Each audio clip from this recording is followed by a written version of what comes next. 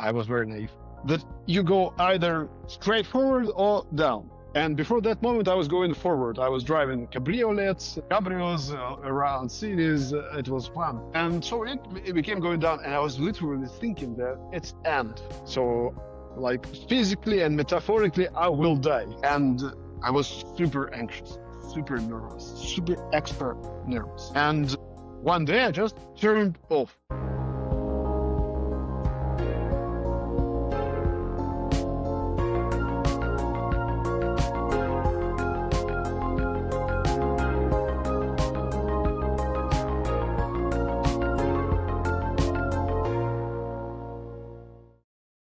Hi, so welcome on Oleum. Today I'm joined by my very good friend Markus, who will be my co-host today. Markus, hi.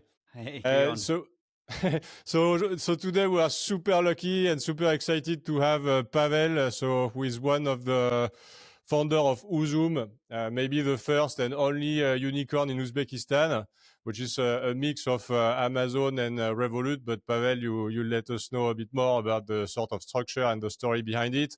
But more than this, you are a serial builder. So you've had like many businesses so far. Some you sold successfully. I mean, you've learned tons of lessons through the up and downs of entrepreneurship. So, I mean, we can't really wait to ask you a few questions about this and see how you do things. Maybe to kickstart the chat, maybe we can focus on your most recent venture, which is Meadows. So if you could explain to us what it is, when you started, I mean, what you aim to do with the business, that would be absolutely awesome. Yes. First of all, hello guys. Thank you for having me here and lovely to be here. Meadows. You know, I've always been thinking a lot about changing the world. It sounds a bit fascinating, but all I was building was about changing the lives of people. There were days when I was thinking that the biggest leverage I can have to change lives is to become a president. But then it became a little bit problem in Russia, the place where I've been born, and now in the UK. And the reason I'm saying it because I think the biggest value add thing to change people's lives is new ideas. And Meadows is a product which helps everyone generate new insights and ideas from real people, real consumers, real residents, whatever the client of Meadows is. It can be a council, it can be a bank, it can be you, it can be a business, it can be a lender, anyone. So Meadows is a platform which gathers a lot of raw data from different channels and tells you what to do or what to build next and why. Okay, so maybe in terms of use case, I'm a council. What is it going to do for me? It's going to tell me, okay, the little park next, in that specific street is dirty all the time. You should send some teams. This is what it's going to be. Or if I were a bank, what would be the insight? Yeah. Let's talk council because I like it. It's more about how we live. Council spends hundreds of millions and it makes a lot of decisions where to spend it, how to spend it, what's the focus, what's most important thing. And these decisions are not always made on data, insights, residents feedback, and real understanding of what's going on. So with Meadows, how it works on the platform, you have a lot of points of contacts with people, like kids' playgrounds, subway entrances, streets, resident complex, cafes, different places that are inside the consoles. And we have an application and an incentive program for simple people that can bring on the feedback from these channels easily with voice, photos, videos, texts. This feedback streamlines to our core, to our platform, where it sounds a little buzzy with the buzzwords, but AI platform, sorry for that, but we've built a agile AI engine with different models, including own host, and we educate our own neural networks on the history of development of different countries, cities, economies, products, businesses. successful or not. So imagine, for example, MySpace and Facebook. MySpace was a success, but then it died. What should a Facebook do now not to be as a MySpace? So back to business.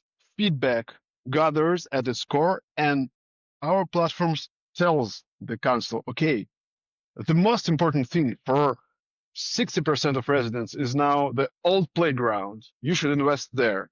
Or less, we have too much security issues on this street.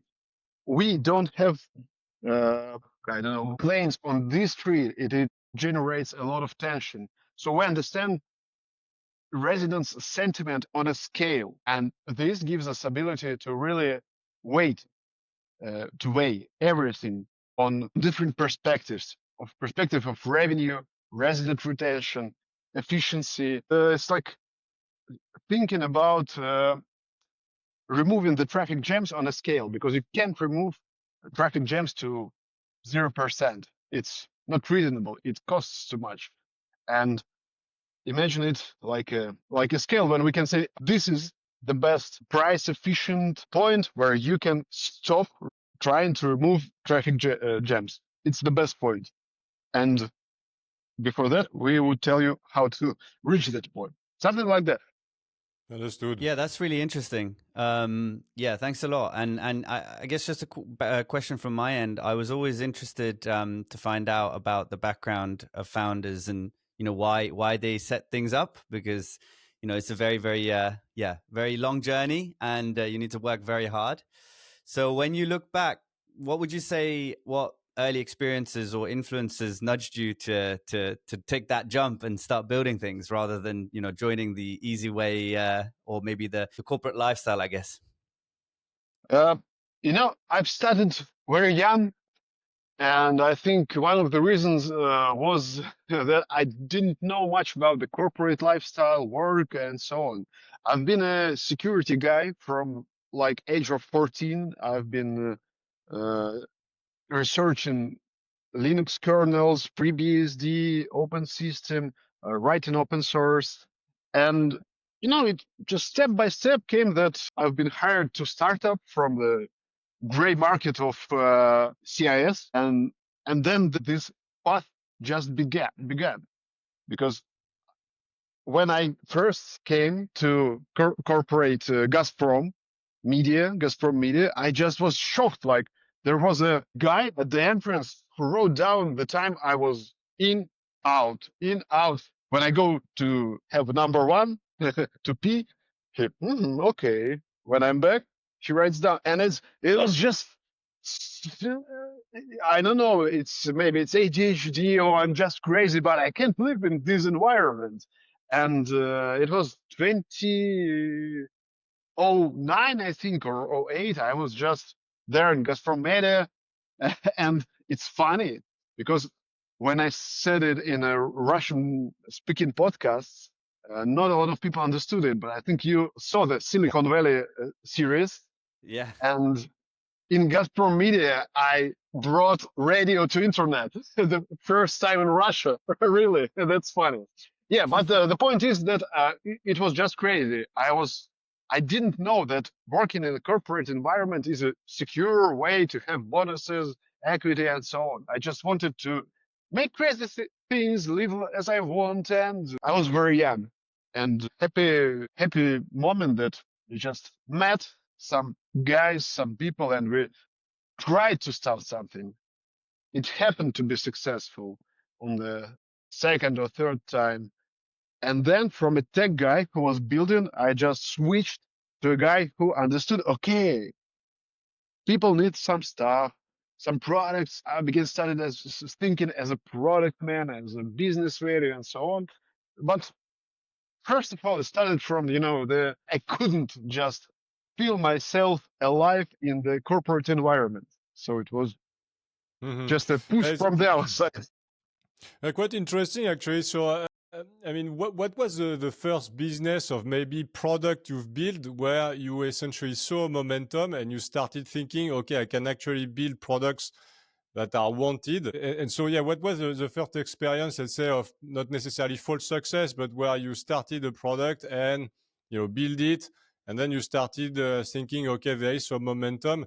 And what did you learn from this? And do you reuse what you've learned in the new businesses? Sure. I have a lot of examples here because I remember my first experience working on somebody, that startup I talked. This was 2005.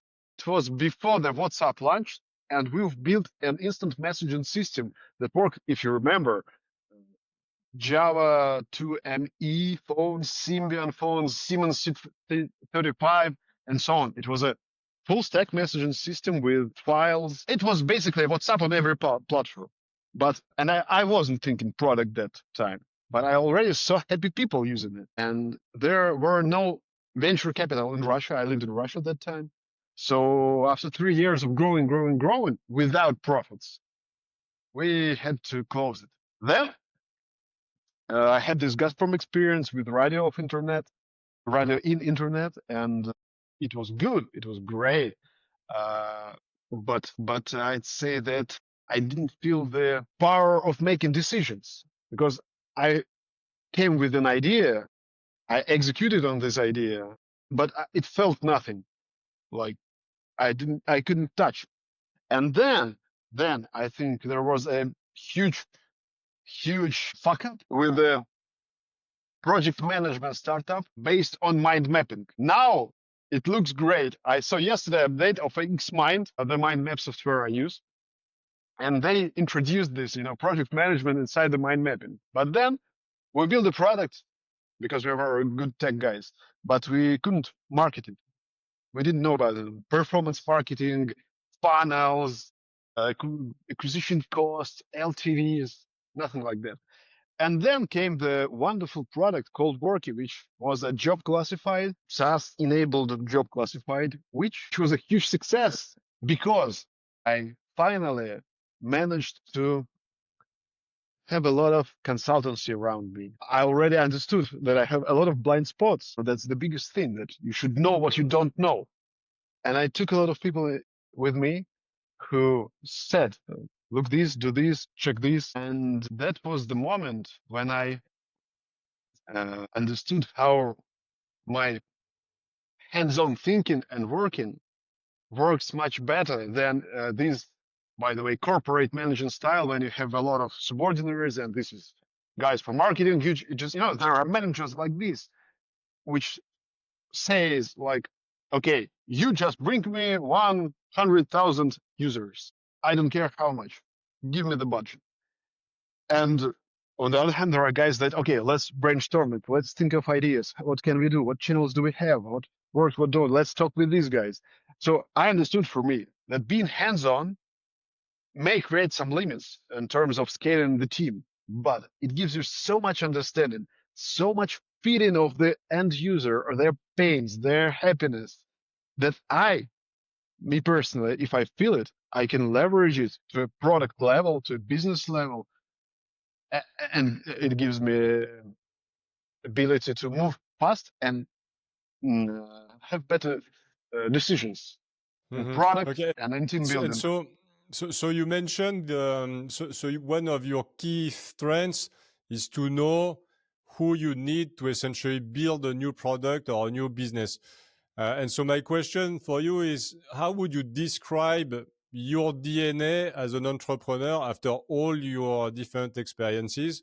How would you describe your DNA maybe in 2 or 3 habits you have? So, I mean, you mentioned the fact that now it's almost a reflex to surround yourself with the right people. I mean, would there be any other, like maybe tips or habits you could give us? I'd say a lot of people underestimate trust in your gut, and I think that's very important. Yeah, I do it all the time, and in terms of hiring, product, marketing decisions, so on. I'd say I always give power to people which are on tasks, so they know much better than me the pain points of users, for example. And I prefer to do systems where a customer support engineer can take his own decision to, for example, compensate chargeback, not to send it back to the fraud manager. Just okay, I see you're a good guy, and it works much better, faster, and gives power. So give power to places, and it's a bit controversial. You give power to places, but you have to be close to the source because you want to have right information to make good decisions. And the right information is very close to the source. So keep keep yourself hands-on and close to your clients as soon as possible. I think that's it. And one more, I think, action. Don't be the one who plans too much. Over planning, overweighting is always, in my experience, is always too much of a thing. It's, we're not in a corporate world. And the good example of it is when you do something new and you compete with Google, for example, which I love. You compete not with their budgets, huge budgets, not with their compute power, but you compete with their management structure, the slow process of making decisions, the unmotivated teams. So you should be fast, and this will work for you. Okay, that's super interesting. Yeah, definitely. 100%. Just moving on to the entrepreneur matrix, or how you think, plan, execute. Walk me through how your day zero diagnostics works. So how do you size a market, test assumptions, decide what to build, and I guess more importantly, what not to build? Okay, there are for sure big questions. Let me try to pack it a little bit. So size of a market is rather simple, and I think most of the people, analytics, the consulting companies think like in populations, and that's fair enough because you have populations, people who can spend their spending power, their age, the share of people younger than 35, for example. So you see the current economy. For example, what we do, we take top 10, 20 countries for different product. It's just, the educated guess plus common wisdom and our knowledge of the general markets. For example, we know where is already the credit card, where is the crypto card, we know where is good lending, we know there are a lot of banks, digital banks, so we see. But it's easily Googling, and we have deep research now. And then we scale it on some matrix in different products, different attributes in this matrix. But for example, I can give you an example. When we were thinking to launch job classified in different markets after a couple of successes and having a product, we were thinking, for example, for UAE, Dubai, and the other Emirates, and Japan. And Japan is a great country, great economy, nice country, but it's bigger than Dubai and all their surroundings. But when you look at the Japan, the marketing cost is too much. It's super expensive. The performance marketing is expensive. The out-of-home marketing is super expensive, first. And second, you should check the specific things that are important for the product, for your product. For example, for job classified, you are interested for a rate of unemployment. And if you see CIS, Russia, Ukraine, Uzbekistan, it's good. If you look to, and rotation, personal blue collar rotation. You see Emirates, Saudi Arabia, there are a lot of people coming from different worlds to work for blue collar jobs. Good. But if you look at Japan, people go to work at 20 years old and retire at 70 without changing a job. So there is no point to build a huge job classified there. So you have, these general attributes and a couple of specific. And then you test. Testing is a huge, huge, huge topic. We do it all the time with different products, and there are a lot of options. You can build, how it's called in English, some testing land pages. You can buy traffic from Google, from Facebook, Insta, TikTok, and so on. You can buy influencers. You can ask them to push some testing viral ads and videos. You can generally push your offer to the audience, target audience, and see how is it responding, and how is it responding in terms of feeling like, oh wow, there's something new, or one more Instagram, or we don't need it. Yes. And the second thing is numbers, because for example, if you're launching, I don't know, B2B service, something software as a service in specific region. You easily build a landing page with all the why you should build, how much does it cost, and buy some traffic from Google AdWords. And you say, okay, you spend $10,000, and how much do you spend to have one lead, email or phone, and then you can call personally, talk. What do you want? What are you interested? And then you understand, okay, I spent $10,000 and have 3 people who are ready to buy. That's too expensive. You try the same in different region, you have different prices. So basically, it looks like this: you have funnel and sentiment for a product. Okay, no, it's super interesting. So every time you start like an experiment, I mean, you mentioned that you are an action person, so you, in some way, you don't want to think too much about the long term in the future. But once you start experimenting, I mean, do you already have some sort of targets where you say, okay, if I reach those numbers, or if I see those numbers, I will continue, and if I don't see them, I'm just killing the project? Do you start straight away with some sort of a matrix of goals? Yes and no. Yes and no. I don't like to have these, hard caps or hard targets. Like if I don't execute on 1,000 users in 2 weeks, so let's kill it. Because what if we have 999? That's strange. But what I look for is, I'd say, momentum. When it just starts working and growing, the network effect, the retention is good, and you see. So basically, the biggest thing I look for is retention, and a lot of, I'm very surprised that all around the world, a lot of young entrepreneurs, old entrepreneurs, they don't look into super important similar things. And I want to stress this a lot. It's super important. First is retention. Their retention curve. I can even draw it. So how your retention curve looks. If you imagine this for week 1, week 2, week 3, so you get 100% of users on the week 2, just 10% of them. That's bad retention for most of products. But if you have it like this, on 100%, and week 2 you have 80% of users, and you're plateaued, that's amazing product. And you can see it. You don't need hundreds of thousands of users to check the retention curve. So at the beginning for this, I mean, you have data for a period of a few months only, so it's really also gut feel, as you said. You have, it's enough to have 2-3 weeks, 90% of the cases. Imagine you're building Spotify. If your audience is not coming back on the 2nd and 3rd day to listen to some music, you're doing something wrong.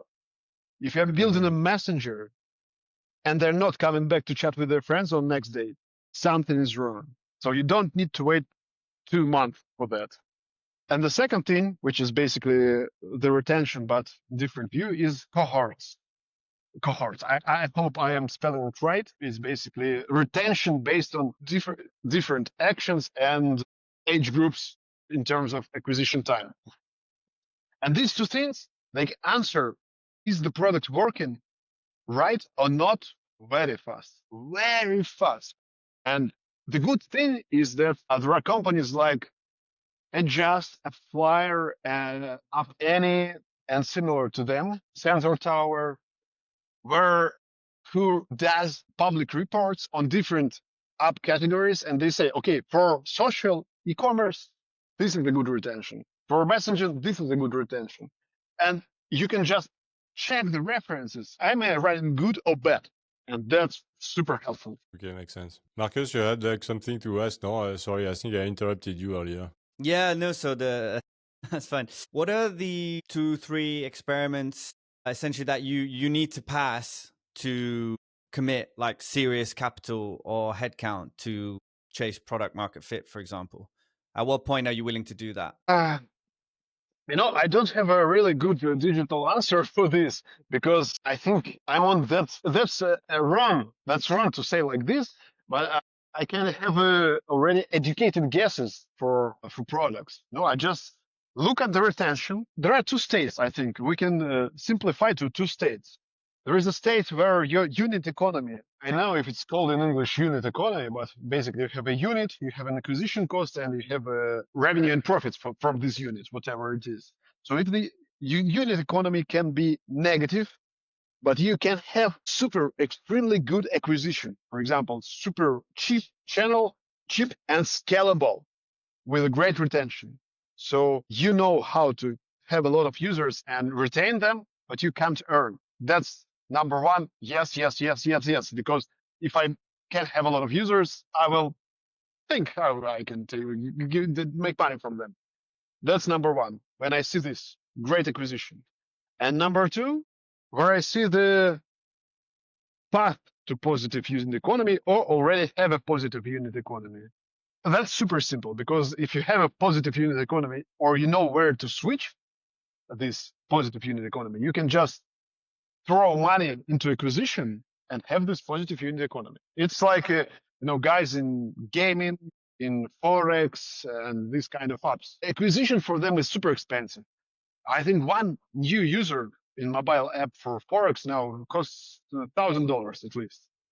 But in a lifetime, and this is one more very important metric, lifetime value of a user, how much profits it brings you in his lifetime with you, much value. So you spend $1,000, no worries, because he will bring you $10,000. So that's the thing for me. Either acquisition, great acquisition, or a unit economy. When I see one or both, it's a go. Yeah, that's very interesting you say that, because it's very tempting to look at it just individually on a unit economy basis alone and just always focus on profit. But then you also have to think about the lifetime value of the customer. So that's a really, really interesting observation there. In a new country, how would you say that you localize intelligently? Have to be like native hiring partners, for example, user experience. And what other parts do you think can be imported without breaking the culture? Important, yes. That's a lot about our Uzum experience, because we've been through all stages, and I know it very well. Lived it from ground to sky. I'd say that when you do business in highly developed countries like UK, France, Spain, United States, it all really doesn't matter. It's just a question of product and acquisition. And I'd say now it's much more about acquisition than the product, because it's just the market state. You have super big players, this Facebook, Snapchat, and guys. They're like compared to fuel companies like Shell, BP. You can't move them already. So if you can have users, good. But in developing countries, it's like nobody knows what is ChatGPT, Facebook sometimes, social commerce, peer-to-peer payments. So you can't count on local guys to build a visionary product.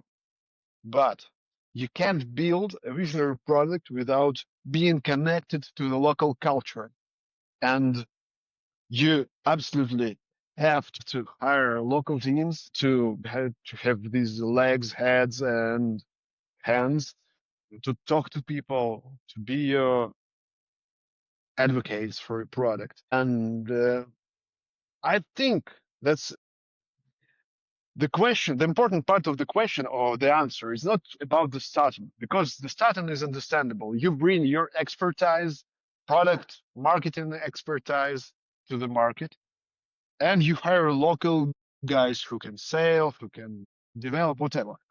The main thing is thinking long term, because you, as a CEO, CPO, C-level guy, whatever, founder, it's a great move. It's a great move to go to Mexico, Uzbekistan, Pakistan, Bangladesh, because risk and reward is cool, but most of the time you don't want to live in whatever it is for tens of years, for 20 years. You want to build, you want to grow, You want to be there 5 years, and then you want to leave a great team to execute, to keep it operational.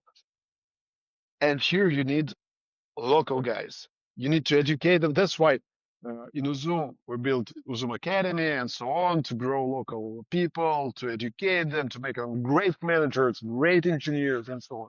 So this is the important part, because starting is not that hard. Okay, so you're saying, so essentially, if you don't find the right people locally, and with Uzum, you essentially started like training people to be good locally in some way. This is what you're saying.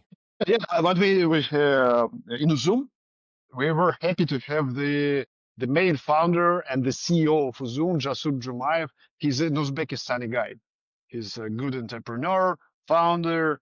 He's Uzbekistani, so he knows the culture, he knows the language, and he already had the connection that helped us kickstart much better. That was a big point. That was cool.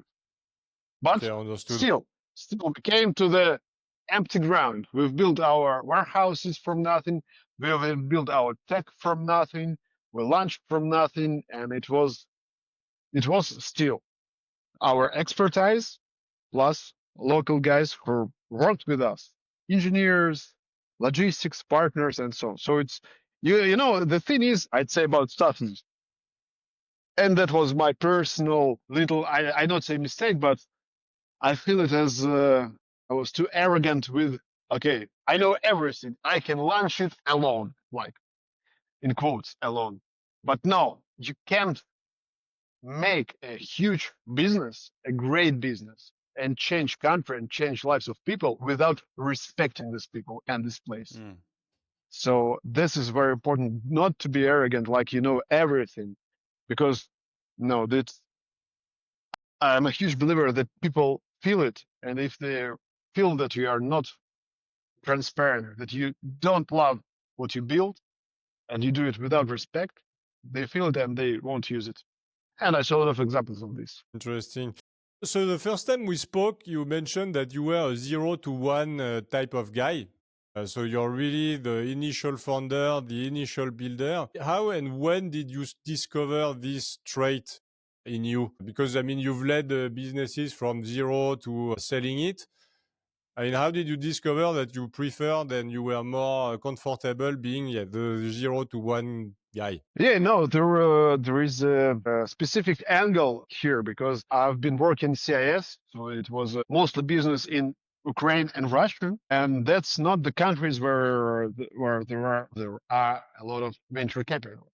So, being said, this means that I had to do my businesses cash flow positive as soon as possible, and that means that I've made them looking and performing nice in 1 or maximum 2 years, and that's basically still 0 to 1.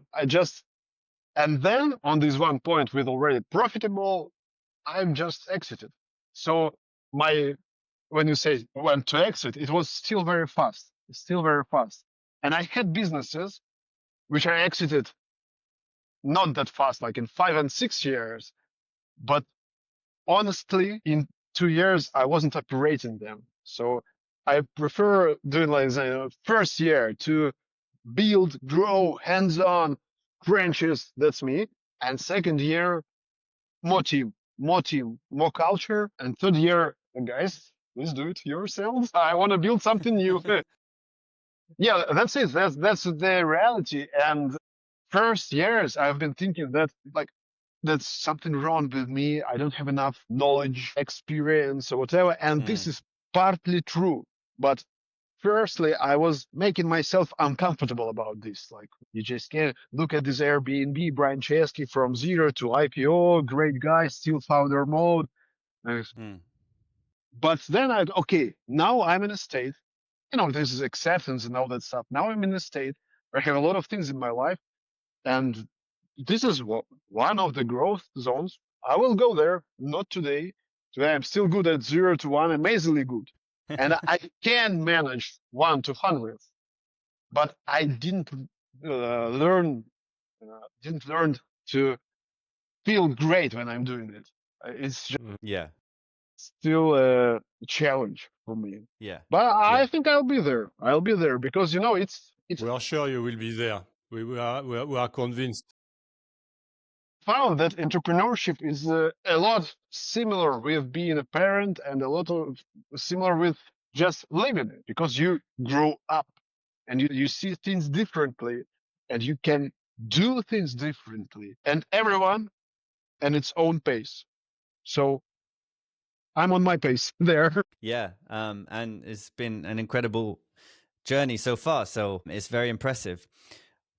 Interestingly, I was wondering, so how you talked about stepping back and when you move on to the next role, at what point do you do that? So what's the moment where you decide, okay, there's product market fit here.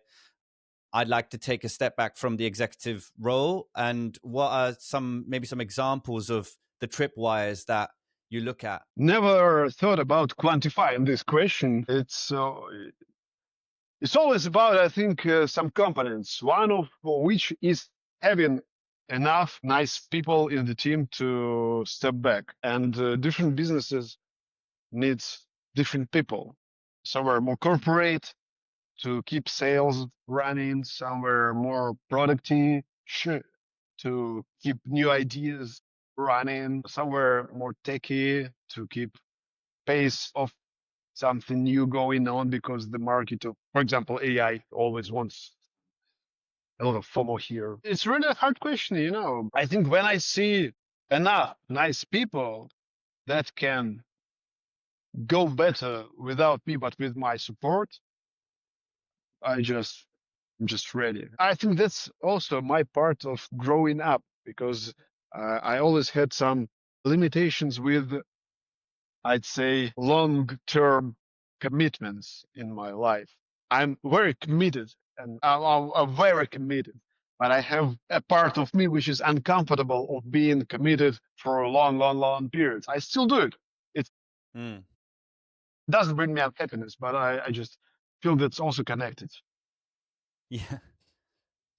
Yeah, that makes sense. It's definitely an emotional as well as a rational process, right? And thinking into the emotional side of it a little bit more, what do you think makes it hard to step away from your baby as such that you've built?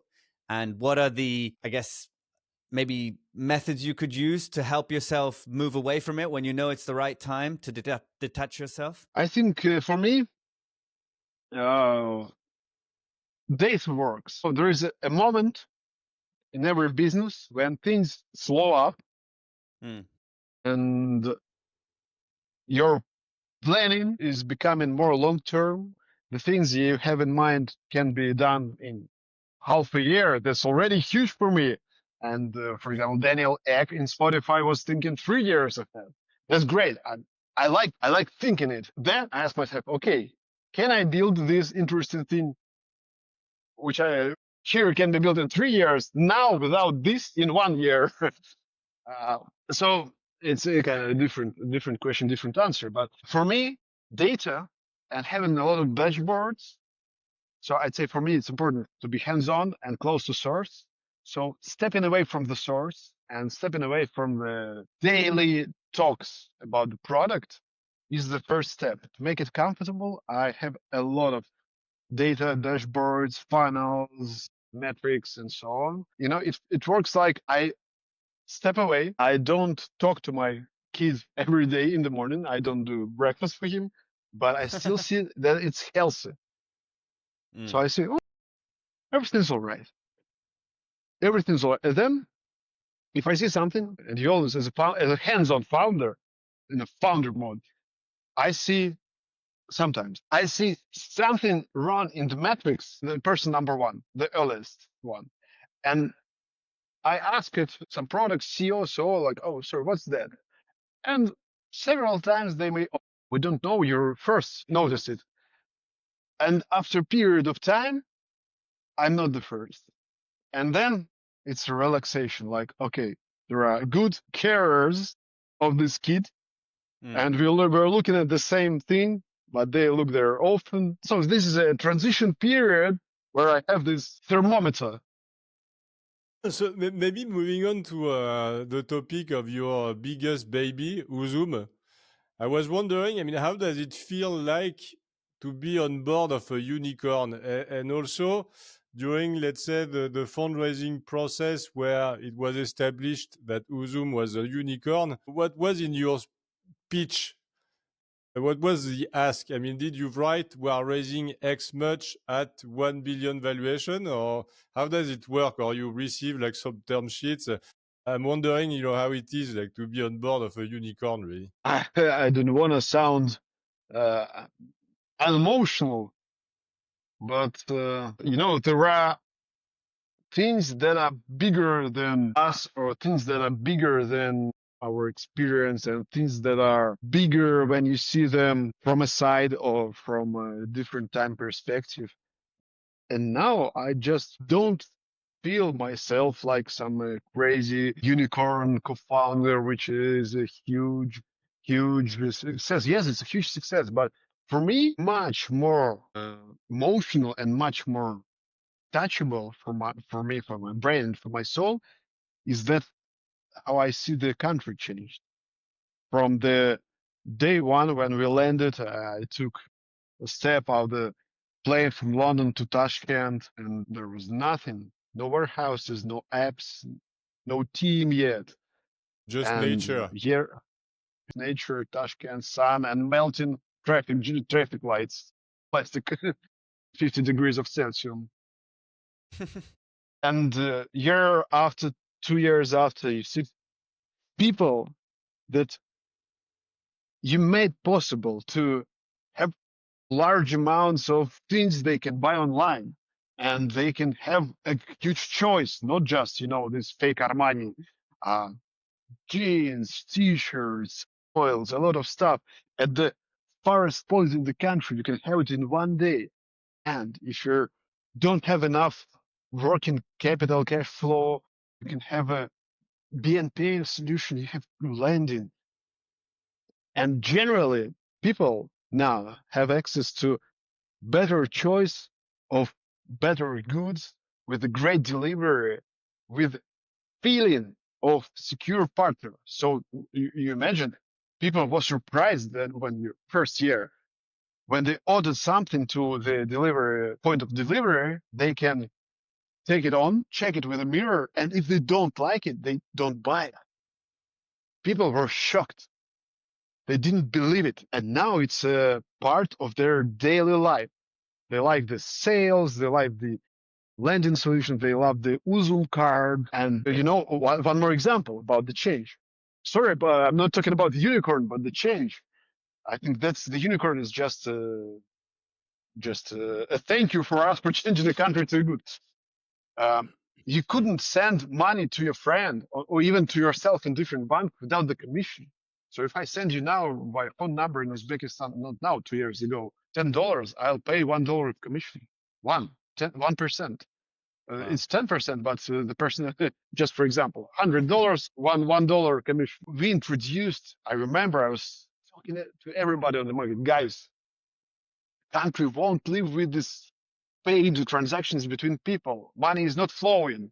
And we created the Uzum card. We created zero commissions. It's just moving now. So, and I see this and I feel this, and it gives me much more emotions, much more pleasure inside love than that we have a couple of documents where our valuation exceeds 1 billion USD. Yeah, that's fine. Okay. But maybe that's what happens when you do a country-wide change. Yeah, makes sense. Makes sense. Going back to the start of Uzum, take us through a little bit around the idea of how Uzum, the idea of it crystallized for you. What was the specific problem that you were trying to fix? And how did that definition evolve over time as, I guess, reality hit and you needed to evolve it a little bit? Let's back to the future. You remember Marty McFly traveled to the past or to the future on 21st of October, 1985. It was just a couple of days ago. So the problem was simple. We had a bunch of entrepreneurs in different segments of expertise. I'm a super fintech guy. We got e-com. local logistics, and so on, so on, so on. And we just saw numbers, so numbers. Talked to Jasur about the culture. He brought up the idea. So I remember that's not the particular numbers, but it's something like that. The commerce market, retail market, was, I think, 10 billion USD. And the share of e-com was 0.1. It's like 10 million USD. And the country is big. Population is huge, 40 million. The population is very young. And we thought, okay, somebody should be here. There is no Amazon there. There is no local players. There is no someone from the neighborhood countries. Okay, let's take a look in the numbers. We look at the numbers. We traveled there because I am a huge believer in seeing with my own eyes.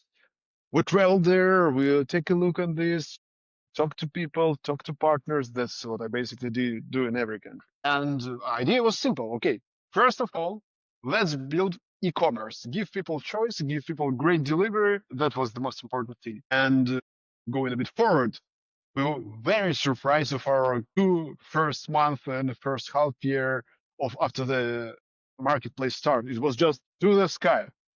We were not ready for that. We didn't have enough trucks, enough drivers, enough speed of delivery, because there was also taxation from different goods and so on and so on and so on. Sellers, that's local small businesses in Uzbekistan, they were happy because they also like, we don't need this advertising, we don't need markets, this old Samarkand is an old historic city on a silky way. So the culture of outdoors market is very huge, but they were so surprised it worked. And then, generally speaking, it was growing, and now it exceeds hundreds of millions of GMV, which is crazy. In 3 years, this, I think, the fastest growth to 300 mil GMV, if I'm not mistaken. And then just fintech came. So when you're buying a lot, you need great tools for both sellers, which need to buy more stuff, and for the consumers, because it's just useful if you have good financial hygiene to use lending solutions, BNP, credit card, whatever. So we introduced it one by one and growing. So it was, first of all, it was about e-com. Then to bring on solutions and to build a great funnel. And again, generally speaking, it's not just a great mix of two businesses. There are more. There are now food delivery and so on. But thinking product and business as a funnel, you have products which make very efficient acquisition, very cheap and very retentive. And on the other end of the spectrum, you have products with great revenue generating models like cards, like lending, and so on. So you mentioned a lot of people, and so Uzum, you were the first mover in that country. I mean, how did you manufacture the trust essentially with those people? I mean, if you had zero habits of buying online, etc. I mean, how did you create that trust? I mean, did you do anything in particular, or you just pushed, and then the conversion and the adoption was very quick? I'd say that was a surprise. By the way, we tried so we have experience in e-com, and I'd say my experience that main general metric in e-commerce is the percent of your DAO buying. So it's percent of your daily active users that buy something today. And it's in developing countries, it's 5 to 10% of daily. And so the idea is to grow your base and activate them to make them more sticky, more daily users, and then share with the great goods and great service the share of buying from the data. And surprisingly, one of the great tools to do this is TV ads. Surprisingly, in all the countries that I've been doing it, it's always like you start the ads, wait 2-3 weeks, you see a little growth through proxy metrics or organic metrics and so on.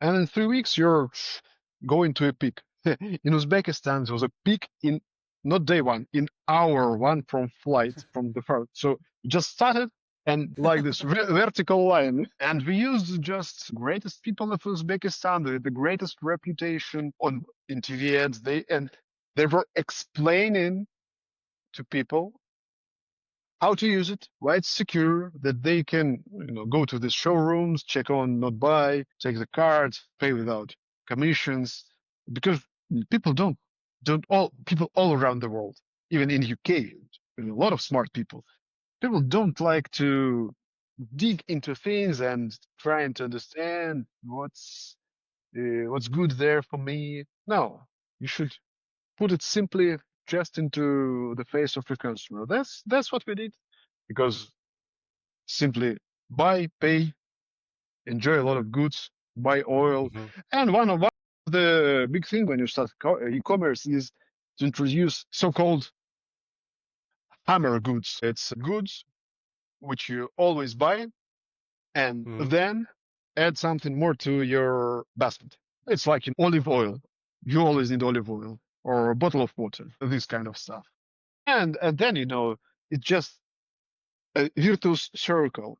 Everybody came there in terms of businesses. Pepsi came to us, okay, we will give you a bottle of Pepsi for free, just sell it on your marketplace. Because it started a wave of people buying online, older, younger. Super interesting. So far, I mean, we've been talking a lot about your successes, but everybody knows, like an entrepreneur would know some lows at some point. So you've had some. I mean, you told me about a story where you ended up in a coma. Do you think you could maybe elaborate on that? I mean, I guess darker side of the entrepreneurial journey. I mean, that would be a low. Yeah. Did that happen? Yeah. That's important. Very important. And very important to more people to talk about it, because that should be normalized. When you have a culture in the country of trying, failing, trying again, you have a good business culture. And it was far enough. It was one of my first businesses. I've been doing fintechs for banks. We've been building digital banks. Like before Revolut, we've been building Revoluts for every bank in Russia and Ukraine. It was a service company building with a huge tech and product expertise. And I was rather young. So as I said earlier, I didn't know much about corporate world, lawyers, papers, and so on. Our home country's culture of, taking all from the more lame business partners was huge enough. And I was in a situation where we had a couple of super huge already bank clients, which changed the stakeholders, and stakeholders simply said that, okay, we don't need this modern software. We just will take money from people and give lending to our companies. So you, Pavel, and your company, please give all the money we already paid back. And me, as another corporate guy, was like, didn't have enough invoices, documents that these invoices already with the work done, and all these documents, because we were working face to face with people, delivering really product. You can touch it, it's work. And as soon as I was very young, these guys were starting going to the courts, sending some dodgy people to my home, to make some pressure. And I had this. I was young. It was in Russia and Ukraine. It was 2010s. We didn't have psychotherapy. We didn't have this mentorship cultures, anything. So my vision was in life, I was very naive, that you go either straight forward or down. And before that moment, I was going forward. I was driving cabriolets, cabrios around cities. It was fun. And so it became going down. And I was literally thinking that it's end. So physically and metaphorically, I will die. And I was super anxious, super nervous, super extra nervous. And one day I just turned off, and I mentioned dodgy guys coming at my home, but nobody touched me at that point. It was just a nervous thing that I was nobody to talk to. I had nobody to talk to, and I was talking to myself. So it was inadequate, and that it was for a week. Then I came back, and it was a huge journey after that from, because it was 1 to 0 or 1 to -1, a huge path of coming back and giving back the debt for my team, for guys who worked for me, for some partners, and so on. It was a 3-year path. Happily, it ended years ago. But after that, I learned well, business is not all. And I mentioned, this culture. Fail, try again, fail, try again. Young people should know that. That's also a balance, of public speak from the governments. It's also a measure of incentives that we give to the young people starting businesses. It's a lot of stuff. People, on one hand, shouldn't be afraid to start and fail. On the other hand, we shouldn't incentivize doing all kind of shits without any consequences. So it's interesting thing. Yes. Not so easy. Thanks a lot. Yeah, thanks for sharing that. And that sounds like a very difficult experience. On the flip side, what would be the biggest high that you still replay? Was it like a specific choice, hire, partnership? Do you remember any specific moment where you were like, "Oh, this is amazing. This is the best moment"? I'm sure there were a few. I don't know about lots, but different things come to mind. Someday I came to an idea of what is happiness. One of the ways to tell about it for me is happiness is when you work. It's happiness, part of the work happiness. When you work with interesting people in building something good, something interesting, something hard. The moments of high are when something worked out, when you're releasing maybe a little feature and people around, not globe, okay, I don't have products with around the globe, but around your client base, like, oh my God, that helps us so much. Some little things like this. Some bigger things like when I hire people, no, I'm very people person. So when I hire people, I have some core teams. A lot of people are still around me in different companies, but some people are in big, nice companies. And I feel high every time I know that some person now gets even higher and he's, the chief product officer in a great fintech. That's because 5 years ago, I believed him when he was a support engineer and helped him on the way, supported him. I think these are the biggest highs. The people, when I see they're doing to their best, they're achieving their potential. This, for me personally, it's the highest high. That's sometimes I think I should go to politics and use this love to people to our shared good.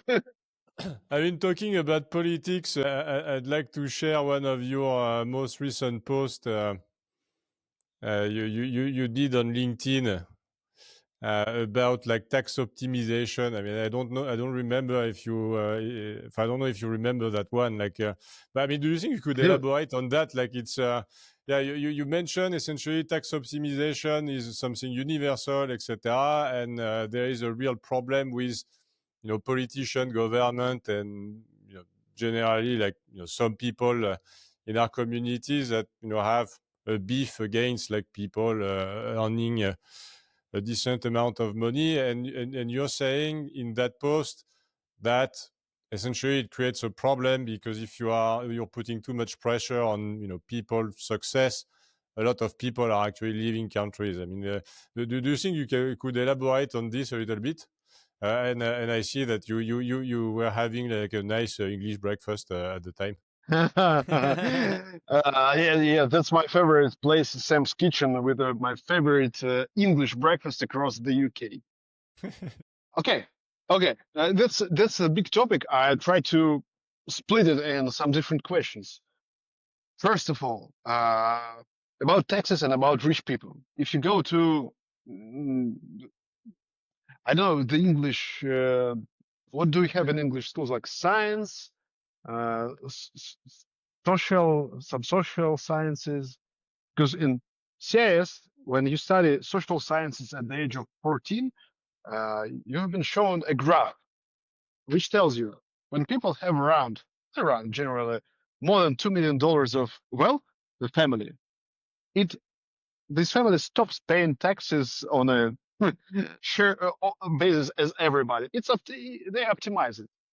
Different jurisdictions, investments, blah blah blah blah blah. So they don't pay taxes. And if you put more pressure on these taxes, these people will either better optimize or invest in different place or leave. All of this stuff is bad. I think it's better to have these people inside and get these taxes via the VAT, via mobile, buying real estate, buying cars, buying from local businesses. I started my Substack made in UK to help local British businesses sell more. So that's part about taxes. If you just make them bigger and bigger, you will have people living. A lot of my network lived because they don't want to optimize. For me, I love Britain and British weather and British culture and British nature too much. And going to Dubai looks good on a spreadsheet, but life in Dubai doesn't look good for me. I like walking and fresh air and all this stuff. But people are leaving. And if you think Nick Staransky, who should pay like $8 billion or pounds in taxes, maybe he can live in Dubai. Yeah, so that's one part. The second part was about Britain building. The biggest thing, as I said at the very start about the ideas. What do you need? You need ideas, capital to fund them, and incentives. So you need great incentives to build, to take risks, to stay here, and really maybe some economic zones. Why are we losing the automotive market to BYD? The guys that bring Chinese cars here, when we can build mini Land Rovers here. Yes, we have a expensive labor force, but maybe we should incentivize in zones. Okay, let's do Brighton free economic zone, and a lot of people will move there. So it's one by one. I don't see these actions, from the governments. I like Rishi Sunak. He's a business guy. He had this tech-savvy mindset, and now I don't understand what's the idea. And then brings me to this third part of this post about the open data, which I send to everyone in politics. Britain has a lot of open data. We see where the taxes are spent in social, environment, defense, and so on. But also, we hear a lot of talks, and I promise you, I'm gonna do this, and this will bring us here. But it's so easy for us. We are founders, we are tech guys. We know what's the Google Sheet at Google Doc. We can easily build a financial model of the country and hold everyone accountable. Like when you're saying, okay, I will raise these taxes here, and this is my assumptions. This share of people will leave. This will pay this much of taxes. So something happens. We can have it on paper. If you're wrong, and we will see it fast, not via the talks on YouTube, TV, TikTok, whatever. It can be seen in data, in spreadsheets. And now I'm thinking to build some open product to hold everyone accountable, because every government is inefficient and too big. And we're not at that point where AI and LLMs and blockchain can change them totally. But we're totally in the point. I think you're ready to get into politics. Thank you so much. I'll vote for you. Thank you. And my promise to myself to keep thinking about people, not money. So I think we're at the point where technology can hold everyone accountable and just make it easier to spend much less without these, crazy talks which we had with Elon Musk and Dodge, which were failed. I think too much talks. I like the idea of quiet change making, and I'm on it. And so now that we are reviewing your post, essentially, there was one other post I think you did a bit more recently about AI and those large AI companies that at the beginning were seen more as API kind of businesses, but they are essentially now moving like to compete with the Amazons, etc. LLMs are here to stay, but and then you essentially say that. Yeah. So go for it. What do you mean by this? Like, so you're essentially saying that there is like some form of a bubble around AI, like the companies being valued like millions and they don't even generate $1 million in revenues. You also say that Yes. those big like AI companies are essentially moving to sort of compete with the Amazon, etc. If you could explain your point of view, given that you're getting into politics, I mean, you will need to essentially I discuss say everything you if posted. I try to say it's more business decision simply. I think that's I'm not saying like in a famous movie that it's a bubble, get out. Yeah, I'm just saying that it's uh, it's as overhyped as it was ICOs. If you remember 2017 and Bitcoin blockchain ICOs, everybody was doing ICOs and it was full of scam. AI is not full of scam, but it's full of overpromise. It's full of overbelieving. Literally, a couple of days ago, Andrei Karpathy, amazing guy who is behind the Tesla AI mind and behind the OpenAI, made a great interview uh, saying these points like, guys, we're thinking too much of AI. It's not a companion. It's your servant. It's changing world to without people. We're too early. It's 10 years of real agents. So my thing is about just all the world, and that's okay. All the world is trying to make more money out of hype, out of selling your attention, not just via TikTok, but why you go to LinkedIn, you have all these AI posts. You go to Facebook, everybody talking about AI, everybody's investing. OpenAI is investing in NVIDIA, NVIDIA is investing in OpenAI competitors. And that's just a huge circle of over investing where people generate money on paper. And it's okay. It generally later will give us a big good. But I think the more we invest money, attention, and our hopes there, the bigger will be the fall. And I think it will be and it will be the fall for a lot of companies because you just need hundreds of companies of AI support engines. If you think a future of AI, you don't need companies at all. So why invest in hundreds companies, hundreds of millions? So it's, self-incepting, field of AI, which brings us, I don't know where, but I'm just wanted to say out of loud, like, guys, when you're in a mess, you need someone, if you're a kid, to say, relax, go read a book, take care of yourself. So I was trying to do something like this. What would you say is, if you could say 2-3 top principles in your mind for upcoming founders in terms of your founder playbook, what would you say, got you this success and what should they take on board? I believe in a tagline, vision driven, data informed. So you should believe your gut, but you should look into retention curves and so on. Second, more action. Just do it, try it. Don't worry, everybody fails, and that's fine.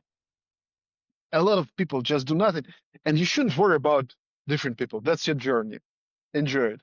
And third, yes, I think don't take yourself and people around too serious. Have fun. Really, have fun. Because it's so easy when you see it, this managers, VPs of JP Morgan with nice salaries. Okay, yes, nice salaries and secure job spots, to see a lot of nice. Now, and when I'm 37, I understand it. I didn't understand in the 20s, I told you earlier. But I think people in Britain are more educated than me, generally, at a young age. So they understand it. And I think it's not fun. It's not fun. It's bound to security. And I think we should, again, sorry for politics, but I think we should think about Britain 300 years ago with these pirate vibes when we discovered the world. Be fun like these guys. World. But don't try to be an empire. We already have people trying to do this, not successfully. Well, look, on this piece of advice, we are coming to an end. So, I mean, I want to thank you for being on Oleum today with us. Pavel, it was super nice to have you. Markus, was great to be with you too. And I hope to all see you soon. Yes, it was happy. Thank you. That was my first podcast in English, and I hope it was fine. Congrats. Congrats. High five. Bye-bye.